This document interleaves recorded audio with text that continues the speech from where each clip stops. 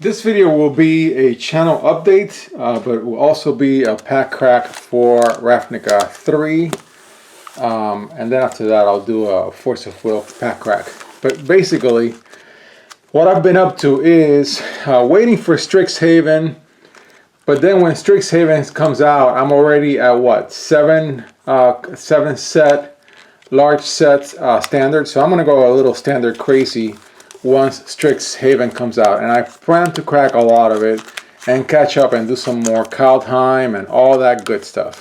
I've been going Force of Will crazy, as you probably all know if you've been watching my videos. And we'll continue to do so. I think, and I'm going to get cracking with these. I think what I see happening with trading card games with all the free tendies, the government money, is that some games have fallen into a really dangerous speculative bubble. Luckily, Magic Standard is not one of those games, which is great because I want to crack a boatload of these sets, and I plan to over the course of the year. I'm just taking a little bit of a break. Really nice pull, by the way. I love that comment. Taking a little bit of a break, but I will go back and scan through all of the sets in the current standard. Maybe even go back a little bit to Ravnica 3 and even add to my stash, which continues to get smaller. Beautiful pull. And I want to pull another round for this. And I want to do a bunch of builds. I'm not sure what they're going to be, but I'm abandoning, very nice pull, the whole Commander with Standard thing for now. I'll pick it up later if it works. It just wasn't doing anything for me anymore because once you build a mutate deck, and you're kind of done. But with Strixhaven, I think I can have fun. Effectively, Strixhaven is Ravnica 4. Really, when you look through it, I've been reading through the cards. I love the way the set is designed. The fact that they're going to have one of those beautiful golden cards, except for Faithless Looting. Somewhere, somebody in there just failed to notice that art really crossed the line into crap. But anyway, somebody didn't catch that, and that is sad. I think if I pull one of those Faithless Looting cards with the weird artwork, I'll just put it in a box somewhere and I'll never look at it again. I'm kind of curious about Flesh and Blood, but I'm not gonna crack any packs. I am gonna watch, beautiful pull, that train wreck from the sidelines. And I believe it is a train wreck because people forget how Magic the Gathering got here and how incredibly good the game is. I mean, Magic is just awesome. Really awesome. I'm not happy with the single set worlds, and I think Wizards is going to have to fix that at some point.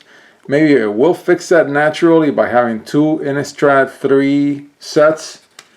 And I'm looking forward to that, even though the whole vampires theme, I'm sorry to say, it's just me, makes me fall asleep.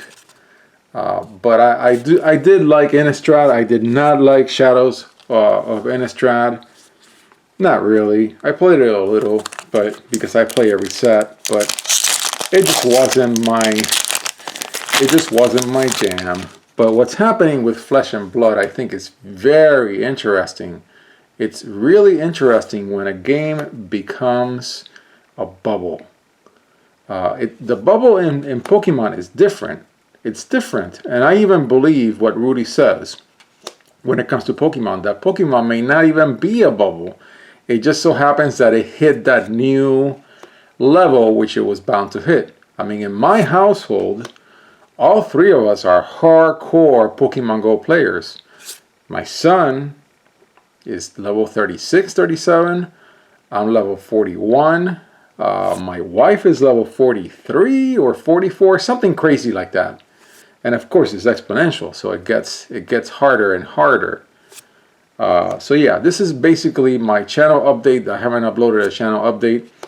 I'm super broke with my budget, but you know, new month's budgets come in.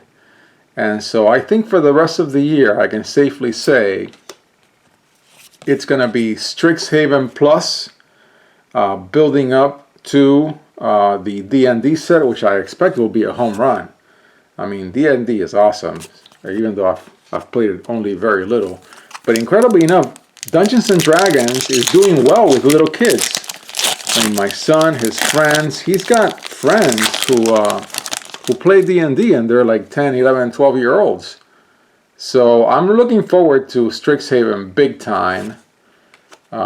It's got too much of the copy spell business that I don't really like. But once I get into the set, I'm sure I'll like it. It's got a lot of gold cards. It's really Ravnica 4. And so I can already tell that I'm going to go Ravnica 4 crazy and just pretend that it's Ravnica, even though it's really Strixhaven. Yeah, Flesh and Blood is going to be very interesting. That is a very interesting train wreck to watch.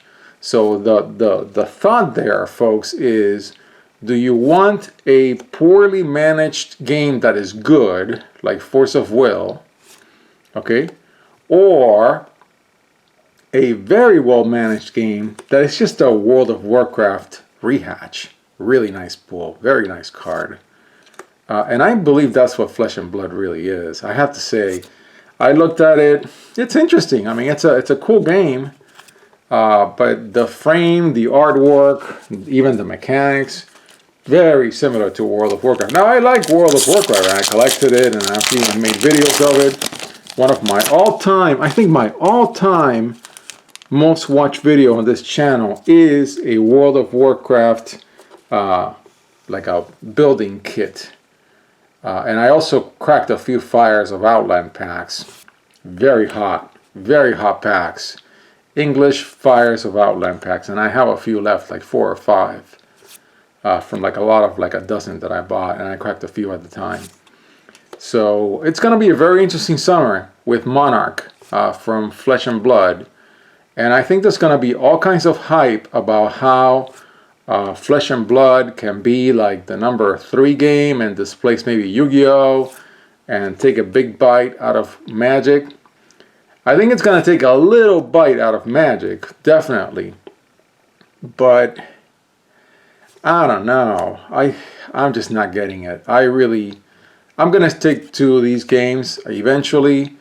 I'm going to get back to Pokemon eventually.